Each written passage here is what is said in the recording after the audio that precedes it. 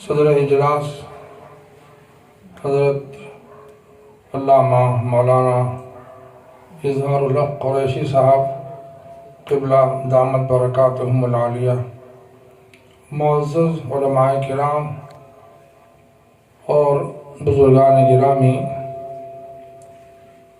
میں ایک ادنا طالب علم ہوں۔ حضرت نے بنظر شفقت آخر کو انعامات سے نوازا ہے، اور آج کی محفل میں کچھ کہنے کی جسارت کرنے کا حکم دیا ہے، اس لیے میں تعمیل کی تکمیل میں حضرت کے حکم کی تعمیل کی تکمیل میں کچھ باتیں انشاءاللہ گوش گزار کروں گا۔ اگر کوئی بات ایسی ہو جو قابل اصلاح ہو تو آپ ضرور نشاندہی فرما دیں تاکہ میں اپنی اصلاح کر سکوں۔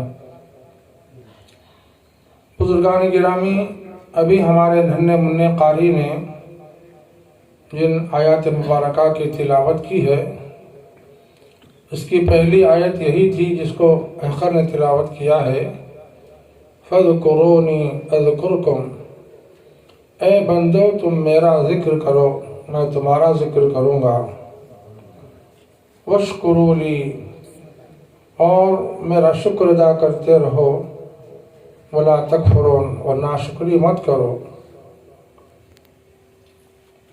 سیدنا محمد رسول اللہ صلی اللہ علیہ وسلم نے اللہ سبحانہ وتعالیٰ کا ارشاد نقل فرمایا ہے، اور وہ حدیث پاک جس میں آپ صلی اللہ علیہ وسلم یہ فرمائیں کہ یہ اللہ کا ارشاد ہے، تو اس حدیث کو حدیث قدسی کہا جاتا ہے۔ آپ صلی اللہ علیہ وسلم نے فرمایا ہے، انا عند ظن عبدی بھی، یہ کلمات کا جو مفہوم ہے اللہ سبحانہ وتعالیٰ کی طرف سے القاء ہوا ہے، انا عند ظن عبدی بھی، میں اپنے بندے کے گمان کے قریب ہوں، جب وہ مجھے میری یاد کرتا ہے، میرا ذکر کرتا ہے، وہ انا معہ، تو میں اس کے ساتھ ہوتا ہوں۔ اور فرماتے ہیں کہ بندہ اگر اپنے دل میں یاد کرے تو میں اپنے جی میں یاد کرتا ہوں، اور اگر وہ کسی محفل و مجلس میں میرا ذکر کرتا ہے تو میں اس سے بہت اعلیٰ محفل جو فرشتوں کی ہے اس میں اس کا ذکر کرتا ہوں۔ اور بندہ جب مجھ سے ایک بارش قریب ہوتا ہے تو میں اس کے ایک ہاتھ قریب ہوتا ہوں، اور اگر مجھ سے بندہ ایک ہاتھ قریب ہوتا ہے تو میں دو ہاتھ کی مسافت بتائی کہ اتنا زیادہ میں بندے کے قریب ہوتا ہوں۔ بندہ اگر چلتے ہوئے میرے پاس آتا ہے تو میری رحمت دوڑتی ہے، اس کا استقبال کرتی ہے۔ یہ گویا مختصر سا مفہوم ہے حدیث پاک کا۔ اب سوال یہ ہے کہ ذکر کہتے کسے ہیں؟ شارحین نے ذکر کی دو قسمیں بتائی ہیں،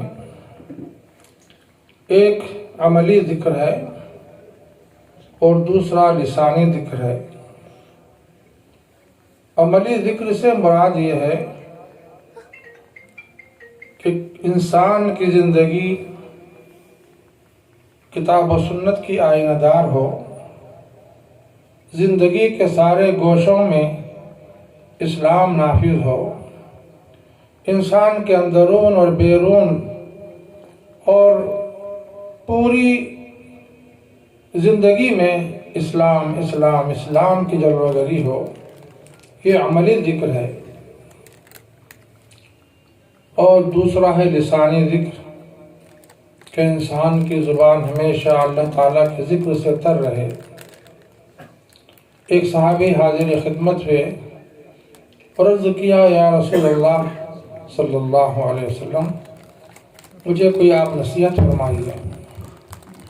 تو آپ صلی اللہ علیہ وسلم نے اپنے زبان اقدس کو پکڑا اور فرمایا وَلِسَانُكَ رَطْبًا مِّن ذِكْرِ اللَّهِ، وَلِسَانُكَ رَطْبًا مِّن ذِكْرِ اللَّهِ، کہ تمہاری زبان ہمیشہ اللہ کے ذکر سے تر رہے۔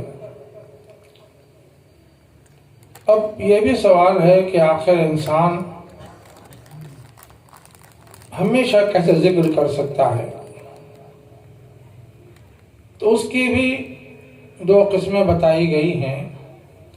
ایک یہ ہے کہ حیران بندہ استحضار رکھے کہ کہیں مجھ سے کوئی خلاف شرع امر صادر نہ ہو، اللہ کی مرضیات کے خلاف میرا کوئی قدم نہ اٹھے، رسول پاک صلی اللہ علیہ وسلم کی مبارک سنتوں کی کوئی خلاف ورزی نہ ہو۔ اس استحضار کا نام بھی عملی ذکر ہے۔ اور پھر لسانی ذکر یہ ہے کہ ہمیشہ انسان ذکر میں کیسے رہے، تو انسان کا